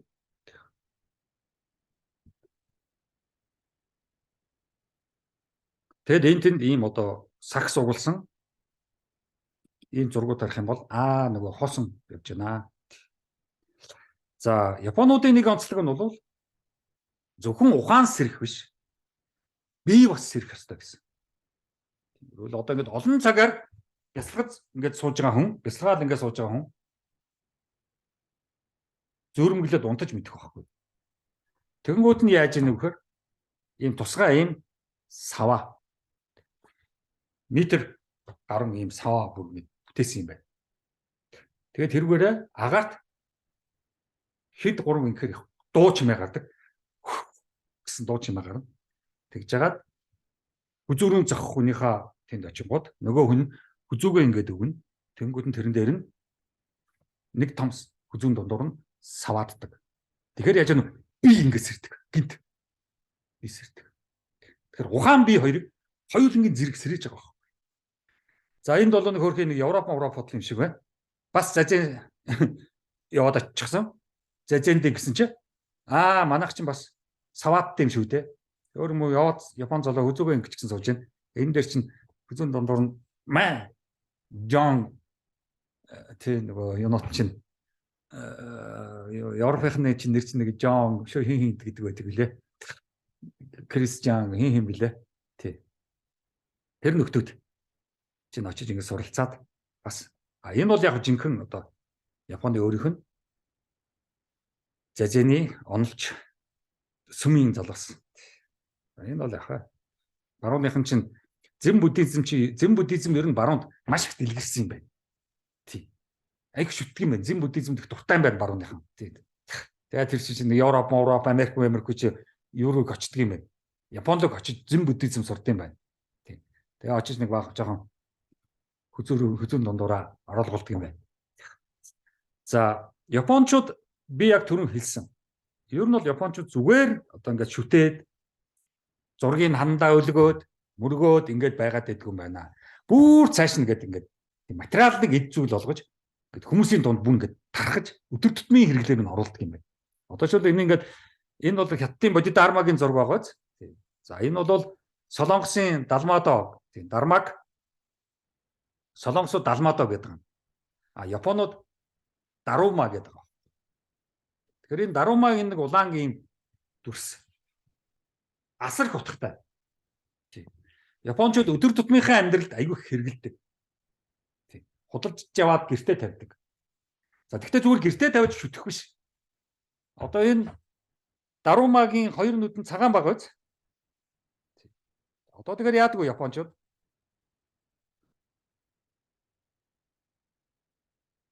Энэ дарумагийнхаа нэг талын нүдийг харлуулдаг. Тэр үедээ өөрийнхөө хүслээ хэлдэг. Тэг юмсан гэдэг ингээд харлуулдаг. Тэр ажил бүтээсэ. Тэг чи юмсан ингээд харлуулдаг. За тэгээд хэдэн сарын дараа ч юм уу хэд хоногийн дараа ч юм хизээ нэгэн цагт тэр хүсэл нь биеллээ шүү дээ. Тэгвэл нөгөө үлдсэн нүдийг дахиад харлуулчихдаг. Тэгээд одоо дарума яг уу хоёр хар нүдтэй болдог. Тэгээд тэргээ гэртээ тавьчихдаг. За зарим дарууманууд бол нэг нүд нь харалцсан, нөгөө нүд нь цагаанаараа байгаа л гэдэг. Тэгэхээр яадаг вэ? Тэр хүсэл нь биелээг. Тэгээд анар Япон айлт юм уу Япончууд дээр очиад уулзахад хоёр нүд нь харалсан даруумаа байна уу? Зөвхөн нэг нүд нь харалцсан даруумаа байна уу? Тэрийг сайн харж авах хэрэгтэй. Даруумаа. Дарма. Ийм байт юм бэ. Тэгэхээр Японууд яаж явах вэ? Зүгээр тэр хүсэл биелээсэ, тэгээсэ гэдэг ах биш. Даруумаг худалдаж яваад нүдийг харлуулад тэгээд тавир дээрээ тавьчихсан юм байна шүү дээ. Тэгэхээр бас хүнийг ажилуулж яаш штэ, хөдлөж яаш штэ. Шүтлэг гэдэг чинь зөвхөн суугаад ингэх мөргөх биш. Шүтлэг гэдэг чинь бас хөдөлмөр байх нь биш штэ. Хөдөлмөрлжээж шүтлэх нь биш штэ. Тийм. Энэ Япон аюу сони юм байна. Тийм. Энэ юмнуудыг ингээд уншиж яхад энэ Япон хүнийг ойлгох гэж нэлээд юм боллоо. За Япончууд бол ер нь философиг бол зүгээр л бизнес болгоцсон юм. Эдийн засгийн том хөшөөрөг бол философи. Философийн кинофильм, философийн аниме, философийн манга 9 журын бүгд харлаа философи. Одоо энэ нэг Ghost in the Shell гэж юу байгаа байхгүй? Аниме байгаа байхгүй? Олон сер. Тэгээ энийг нэгэд харсан чи жоохон юмнуудыг уншсан чинь тэр чигээр философи. За янз бүрийн нөгөө мангагийн сэтгүүл байдаг шүү дээ. Тэр чигээр философи. Тэгэхээр өөрөөр хэлбэл видео, тийм үү, аниме, сэтгүүл, видео тоглоом тэр бүгдээрээ цаана философи явж байгаа юм байна. Маш том эдийн засгийн салбар. Анимегийн салбар бол асар том салбар. Мангагийн салбар бол асар том салбар. Тэгэхээр мангагаад анимадад видео тоглоом болгоод сүүлдээ одоо бүр анимегаас сэтэл аваад кино фильм хүртэл хийж байна. Ол дүр тоглохгүй л. Тэгэхээр Японууд бол философиг эдийн засгийн хөшөөрөг болгочихжээ. Бизнес болгочихжээ. Бид нар ч юм бол муу философоор яах юм? Философтод. Философиста хэрэггүй шүү дээ. Тэргээр яадаг гэдэг шүү дээ. Японууд ихгүй. Хэрэгэл нэ. Наадах чинь юм их байна. Юу ярьж байгаа. Ийм гоё юмэг. Хэрэггүй гэнэ үү?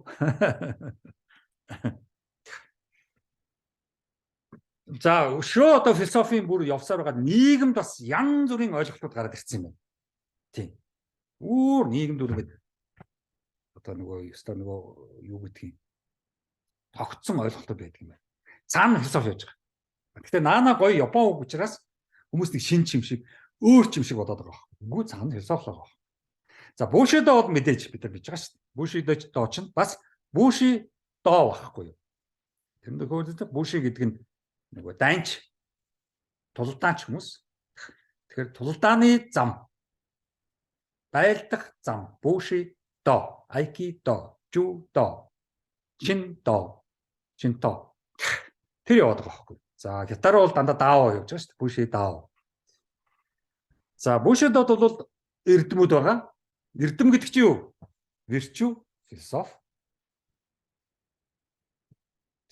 За нэг дур философи нь юу? Бушидогийн үүргээ биелүүлэх. Үүргээ умартцсан явж байгаа болохгүй.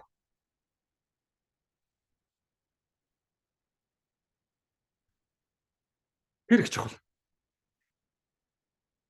Иргэний зориг. Courage.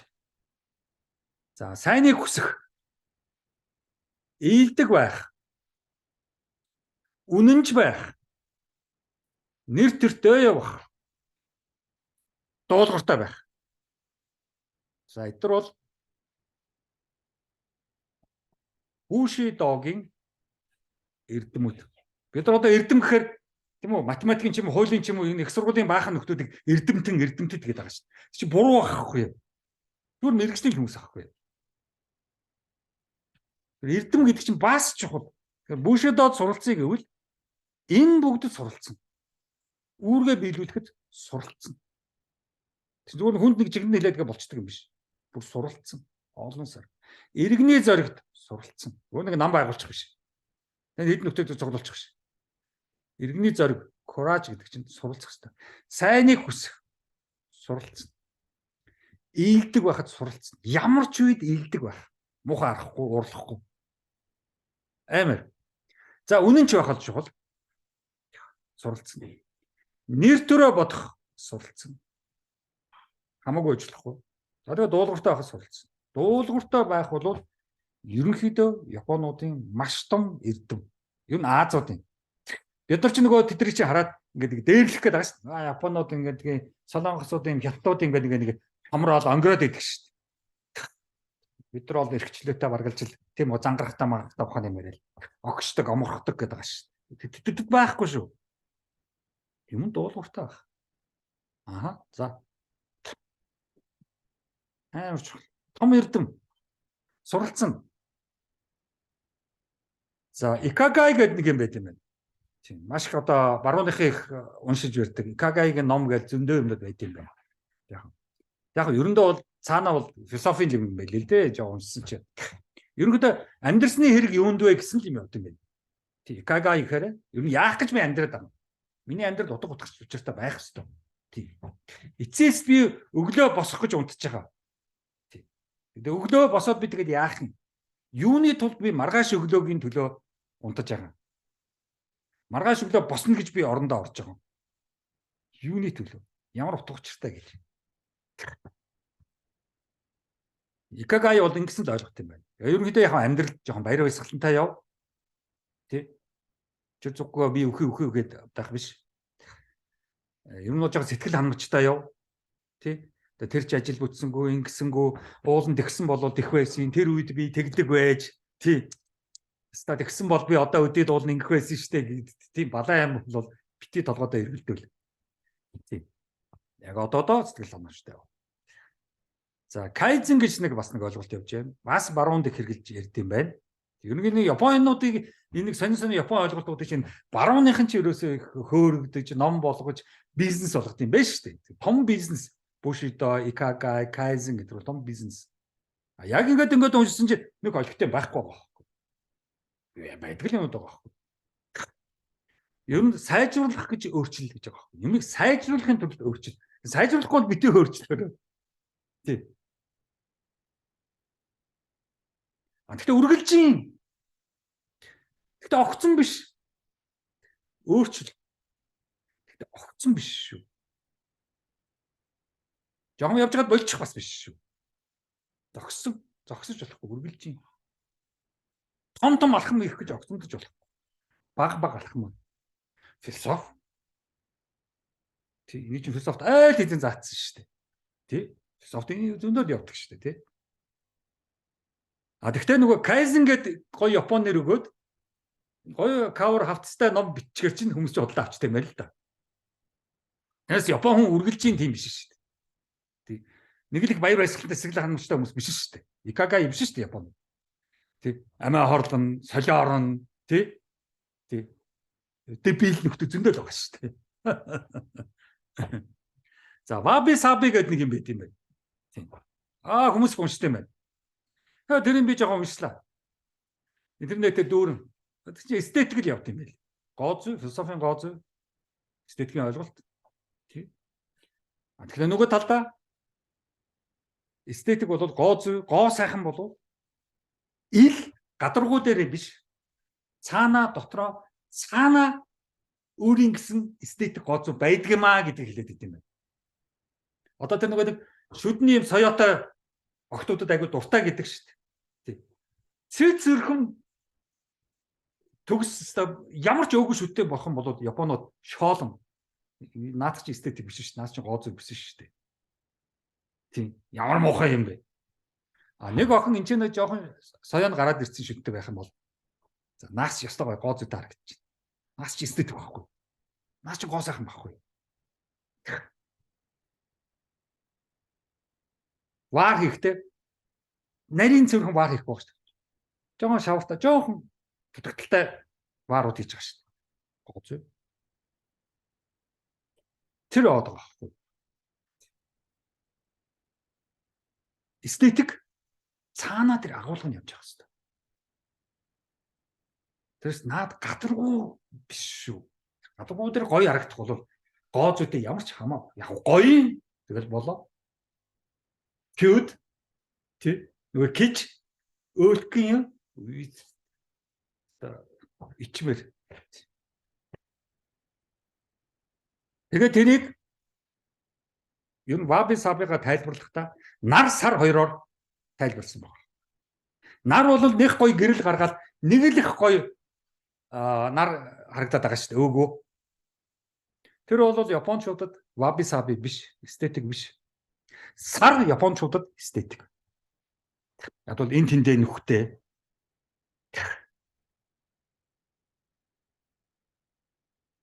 Сар илүү гоё харагддаг. Арнаас илүү гоё харагддаг японочдод. Эстетикт харагддаг. Одоо яг нэг хаана үлээ нэг бас нэг миссийн тэмцээн болсон чинь энэ чинь мингтэй охин илүү төрүүлсэн гэдэг шүү дээ. Минггүй өөгүй мингэ агуулсан тэд нар бол эстетикт орохгүй. Юу сан энэ Wabi Sabi-г нь унших хэрэгтэй байлиг. Сонирхолтой. Тий. Яг заана бол эстетик л явж байна. Нөгөө гоо сайхны мэдрэмж, тий. Нөгөө сэтгэл, эстетик чинь бас сэтгэл дээр явж штэ. Сэтгэлийн гоо зүй гэж байгаа штэ. Тий. Одоо би 3 цагаан ном дээр би зөндөөл бичсэн дээ. Та нар одоо энэ 3 цагаан ном мэдэн штэ, тий. Одоо англи дээр орчуулчихсан нөгөө Монгол дээр. Энд бол энэ 3 дахь номонд нь бол энэ emotion гэдэг дээр маш их эстетик явж байгаа штэ. Тэгээ тэндээсээ нөгөө creativity болох хэвээр. Эстетиктэйгээр хийж бүтээх хэвээр. Тэгэхээр энэ бол бараг л энэ креатив гэдэг нөгөө юу вэ шүү дээ. Кайзен явж шүү дээ. За амьдныхын хэрэг юунд вэ? Энд явж шүү дээ. Virtue, knowledge, мэдлэг. Уул 10 хэдэн жилийн дараа бичээд англи хэл дээр хэдэн жилийн өмнө орчуулсан юм байна. Тэр нөгөө нэг Ikagai, Kaizen, Wabi Sabi гэж гоё нэр өгөөг учраас хүмүүс чинь нэг жоом тэгээд нь шүү дээ. Тий. Бестселлер зах зээлээ ботсон бол Монголын Ikagai, Монголын Kaizen гэдэг тавьсан бол тэгэл хичнээн болох юм байсан байна л да.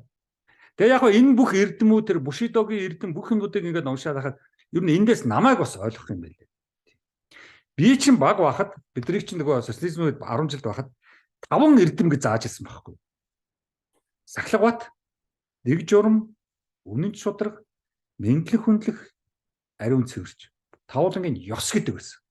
Сахлагбатны ёс, дэг журмын ёс, үнэн шударга ёс, мэдлэг хүндлэг ёс, ариун цэвэрч ёс. Бид нар бол ёс гэдээс уул нь бол эрдэмүүд байхгүй.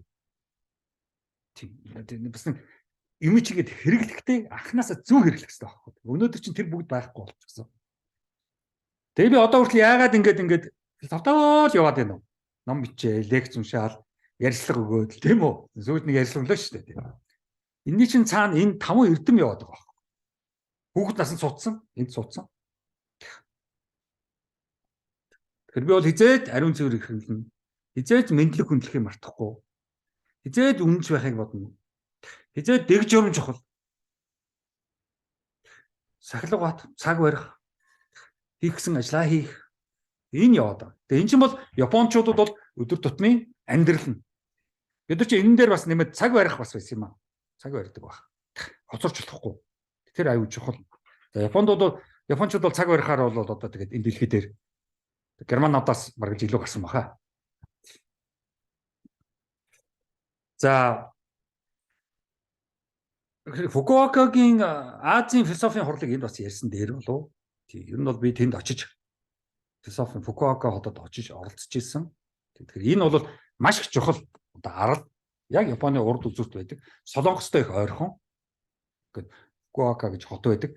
Тэнд ер нь янз бүрийн хятад метод айман цэрэг дайн тэрүүгээр Японууд айхсан нөхдүүд усан онгоцтой очдог ч юм уу, худалдаа хийсэн нөхдүүд усан онгоцтой очдог ч юм уу, тийм бизнес амьдралын тиймнүүд аюул их тэнд болж исэн маш их хөдөлгөөнтэй хот юм билээ Фукуока. Маш их тийм сонин түүхтэй. Би тэнд очиж сонин түүх сонссон.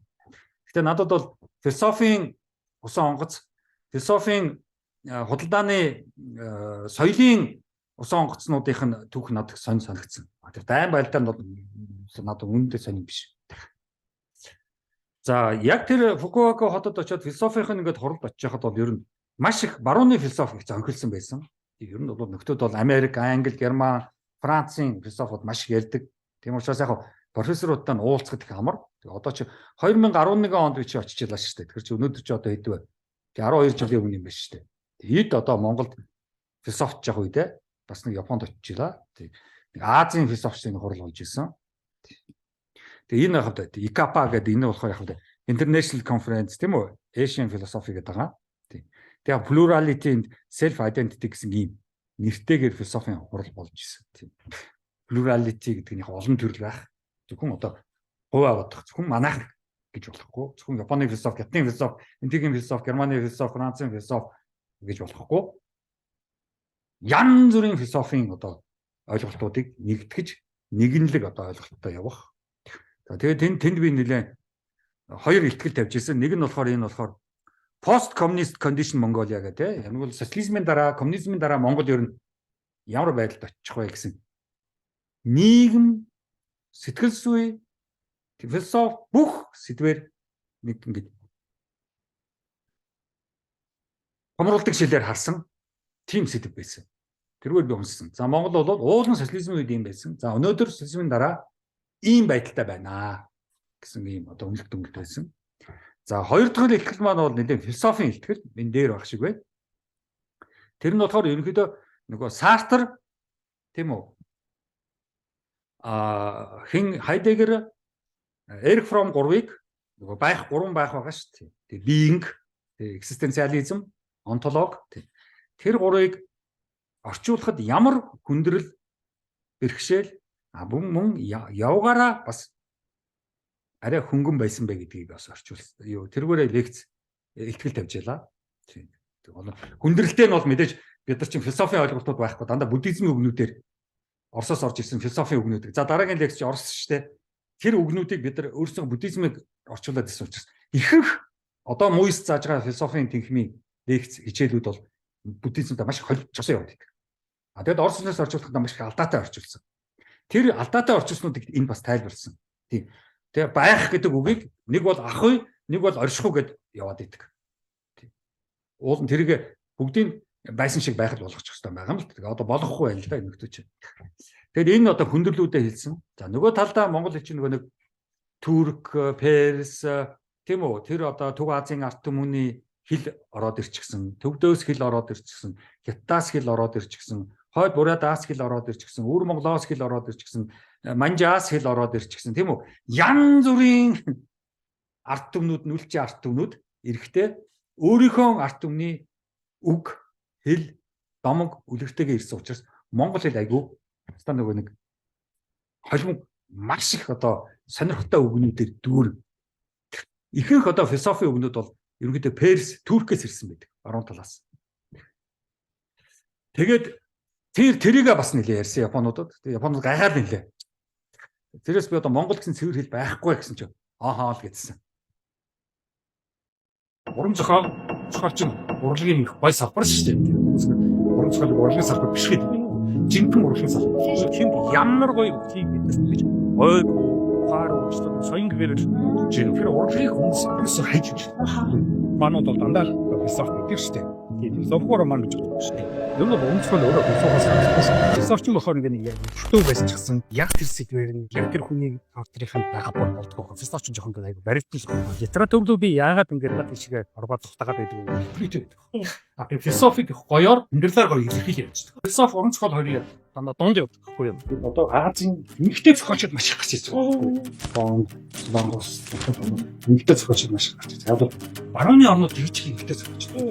Тэгээд уран зохиол ер нь эмгтээлэг юм байна гэдгийг би ойлгоо. Тэгээд эмгтэй зохиолчдын романыг орчуулаад үлссэн чинь тэгэхээр одоо бол 3 эмгтэй зохиолчийн орчуулсан. За энэ нь болохоор Сөүл хотын үл ойлгох хөтөр шиг. Бэсуа гэх эмгтэй зохиолч сүүлийн гисэн юм шиг. За энэ болохоор Бан гэдэг эмгтэй болсон тал. Энэ дэдүүд эмгтэй нэлээд ахнаад маш их номууд бичсэн. Энэ болохоор Японы Саяко Мурака гэх сүүлийн үед гарч ирж байгаа. Японогийн баяр ёслол тийм масктай.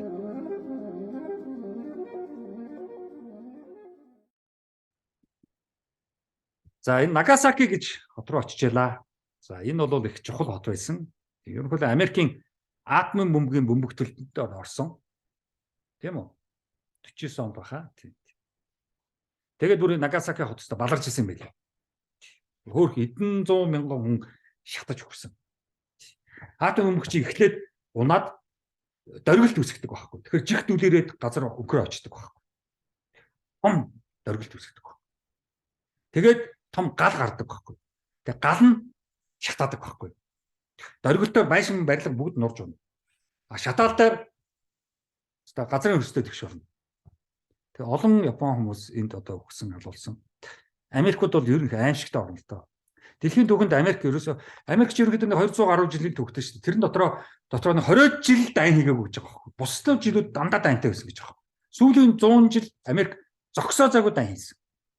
Өөр хүмүүс Японд болсон юм байна. Би шинэ Нагасаки орсон шүү дээ. Энийг очиж үзье гээд. Тэгээ Нагасакид ийм хөшөө байдаг. Энэ бол яг тэр атом бөмбөгтөлтөнд хохирсон тэр атомдоо зориулсан ийм том хөшөө гэдэг. Энэний өмнө очижсэн. Тэгээ Нагасаки би сайн мэднэ.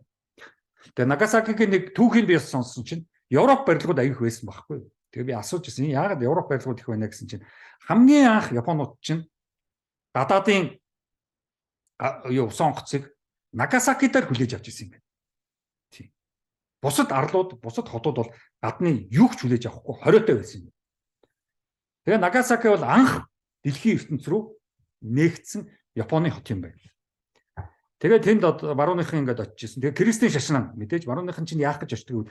Нэгдүгээр худалдаа, хоёрдугаар Кристийн шашнаа тараах гэж очиж байгаа шүү дээ. Тий. Тэгээ Кристийн шашнаа тараах гэж очиод тэгээ нөгөө сүмүүд бариад Европын нөгөө ажиллаж байгаа нөхдүүд нь өөрсдийнхөө байшин бариад тэгээд Европ барилгууд аявихтай юм байлаа Нагасаки. Тий. Энэ бол Япон явж байгаа хүмүүс бол Нагасакиг нэг үзэх хэрэгтэй юм байлээ.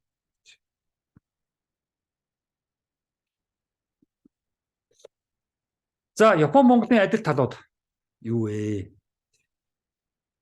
За, адилхан гэдэг нь бол буддизмын философи, буддизмын шашин бол шууд бишээр ирсэн. Дамжиж ирсэн. Өөр хэлээр дамжиж ирсэн. Өөр ард түмнээр дамжиж ирсэн. За, Япон руу ирэхдээ бол Солонгосоор дамжиж ирсэн. За, Хятадаар бас дамжиж ирсэн. Махаяна, Важраяна. За, биднэрт бол төвдөр дамжиж ирсэн. Гэхдээ бас Хятадаар дамжиж ирсэн байж болох талтай. Гэхдээ энийг ерөөс ярихгүй байгаа. Тэгээ ганцхан Важраяна ирсэн байгаа байхгүй. Уул Махаяна ирэх ёстой байсан. Хинаяна бас ирэх ёстой байсан. За яг адил тал нь бол яг өөр хэлээр дамжуулав. За Японууд бол Солонгосоос авсан ч Хятадаас авсан ч Япон хэл рүү орчуулчихсан буддизм. За бид нар бол орчуулаагүй. Төвд хэл мэдэхгүй мөртлөө төв дээр ном уншуулад идэг. Юу гэсэн үг? Тэгээ нөгөө христийн шашныхан ч аягүй айхтар учраас Библийг монгол дээр орчуулсан байгаа. Энэ пасторууд тэгэл хэлдэг шүү дээ. Хаалгаа нэ гэж пасторууд хэлдэг шүү дээ. Тэр чинь уул нь бол өөрийнхөө сэтгэлийн хаалгаа нэ гэсэн үг юм байлээ л дээ. За ялгаатай талууд юу вэ? Монгол Япон хоёр бол маш их ялгаатай. Тийм. Буддизмыг ирэхэд хүлээж авах өөрийн оюунлаг хүмүүстэй байсан Японууд. Тэр нэг доошоо хин энэ гэл бүгд тийм үү? Бид нарт бол оюунлаг хүмүүс байгаагүй буддизм орж ирэхэд. Өөргөө орж ирсэн буддизм нь цорын ганц. За күнзэг маш эрчимтэй хүлээж авсан. Тэгэхээр төр нь их гоё болсон. Тэгээд гоё тэнцвэржиж эхэлсэн. Японы Шинто, буддизм, күнз, дао гоё ингэ тэнцвэртэй олон. Бид нар тийм тэнцвэрч монголч байгаагүй. Тэгэл ганц үнэн, ганц зөв тэгэл тэргээ шүтэл. Тэгэл мухарсагдал явчихсан. За Японы нийгэм үүсчихсэн, хот улс үүсчихсэн, хааны ордонтой байсан. Гаднаас орж ирэхэд күнз, буддизм, философи бүх юм орж ирэхэд. Бидэрт нийгэмч үүсэг байсан. Юун хот? Юун ихтэй сургууль? Японч үүссэн байсан аль эрт. Тийм учраас тэр 1910 20 онд Япончууд баахан залуучуудаа баруун руу явуулж сургах гэж нийгэм хот ном уншчихсан залуучууд явж байгаа. Тэгээ эрэгтэйгээ уншчаад буцаад төрж ирээд Япон орноо тараачих. Манайх чинь эцэгээрээс гарч ирсэн ноёны хүүхэд баахан хүүхдүүдийг холдуулаад явуулчихсан. Өөрхий. Тэгээд хитрхи өндөр түвшний баруунд очиод гэрээ санджаагаад ирж байгаа байхгүй. Яг нэг адилхан хувцалдаг болж байгаа. Адилхан үсээс суулж байгаа. Энэ дотор бол цэрэг философийн нарийн юмнуудыг ойлгож ухах ямар ч боломж. Яг бол монгол хэл дээр орчуулад ойлгуулчих тийм оюунлаг хүн бидэрт байгаагүй. Тийм оюунлаг нийгэм үүсэг байсан. Тиймээс 10 20 онд явсан нөхдүүд ерөнхийдөө тэгэл хурж ирээл Солиота галзуу инээ тэрээр нь дуудаад гэр орных нь хүлээж авахгүй 5 6 жил явчихсан. Тэр үеч ямар захиа маха гар утас муц Facebook мөг юм уу тэр гэж ямар байх биш. Мессенжер энэ тэр гэж байх биш. Харахгүй таг 5 жилийн дараа нэг хүн ирж байгаа шүү дээ. Охин нь ирж байгаа шүү дээ. Тэгээ энэ гэр орных нь 0 мухарцаг сууж байгаа шүү дээ. Малчин артан. Тэр хүүхдүүдтэй баларсан байх ирээд. Хинж тоож, хинж хүлээж аваагүй. Ярьсан болгоны энэ одоо барууны мэрлээ галзуу солиотой байна. Өвчтөн байна гэдэг. Тэр үс нэг шараад байгаагүй учраас хөөрхөн амт тэгээд мэдхгүй. Сэмэрхэн л таньшсан баг. Дургуунууд. Өнөөдөр ч гэсэн тэгэл Америк руу, Япон руу гадагшаа яваад сайхан сурлаа, дипломтой боллоо, доктор боллоо гэж хүрээл ирдэг шүү дээ. Тэгэл энд тэгэд ирээд тэгэл бүгдээрээ ардын намд, ацсан намд л ордог шүү дээ. Тийм. Зарим нь бөө болчихсон явж идэг шүү дээ. Математикийн доктор гэдэг чинь бөө болцсон явж идэг шүү дээ. Тийм. Бас нэг математикийн доктор залуу хүүгээд далаа лам дээр яваачаад богдо багцсан ч байх шиг. Тэгэхээр бид нар чинь юусэн манай нийгэм чинь мэдлэгтэй боловсралтай хүний нийгэм биш байхгүй. Жохон сурч дипломтой болсон ч гэсэн солиорчдаг газар байхгүй. Хизээш тэр профессор, доктор ямар мундаг шинжлэх ухааны хүн юм бэ гэж болохгүй. Шинжлэх ухааны академи ч гэсэн цол мухарсан. Профессор ярих юм байхгүй. Тэгэхээр Япон бол тийм биш байхгүй. Сурна, мэднэ, хэрэгжүүлнэ, хүлээж авна, дэлгэрүүлнэ. Нөгөө Кайзен, Икагай, Wabi Sabi явна шүү дээ. Нөгөө Бушидон явна шүү дээ. Бид нар чинь Бушидоч авахгүй гэж. Тэр ийм одоо юутай. Тэгээ яг гол нь бидний өнөөдрийн амьдралын гол одоо чадвар, соёл бүх юм чинь сорсл гэсэн юм чинь. Тийм дараагийн лекц. Тийм. Тэгэхээр Монголын философи 8-ыг одоо гаргаж ирэх гэж логцсон чинь Бушидо ярихад хэцүү байна. Икагай ярихад хэцүү байна. Кайзен ярихад хэцүү байна. Wabi Sabi ярихад бүгдийг монголчууд дургу шоолдог юм. Үргэлж өөрчлөгдөнө. Сайжруулнаа. Болоод л ирсэн. Манай уламжлалт яс юунд болохоо болцсон. Чи яасан том толгойтой юм. Ард түмэн соёлоо доромжилж гэнэ үү? Хачин болно. За тэгээд ер нь би юуны төлөө ажиллаж амьдарч байгаа энэ бүх чинь учир утгатай баймаар байна штэ. Юу байгаа чи дугаа одоо хингуа юу лам дээр очих. Тийм. Мөнгө төлөөд ном уншуул. Чи чинь гизүү болцсон байна. За Wabi Sabi гэх юм бол бүр баларна. Эстетик гооцоо ярих юм бол бүр баларна. Манай Монгол ёсонд чинь ингээл худлаа зохиогол яриад эхэлнэ. Тэгэхээр соёл уламжлал яриад эхэлнэ. Одоо мөс чинь бүр соёл уламжлалын хичээл орж байгаа шүү дээ. Болно шүү дээ. Орчин үеийн хичээл авсан шүү дээ.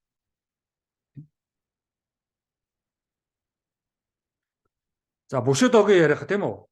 Хүнийг хүндлэх хэрэгтэй, үнэн чөтгөр байх хэрэгтэй, зөв явах хэрэгтэй, ийдэг байх хэрэгтэй гэсэн бүх нөгөө дэг журам сахилгат ярих юм бол энэ социализм юм ярьж байна. Энэ социалист нөхөр шүү дээ. Мөн коммунист шүү дээ. Юу дэг журам яриад байгаа. Яа тий. Монгол хүн нэг танхаа. Хачаач юм. Тэр яваад байгаа байхгүй.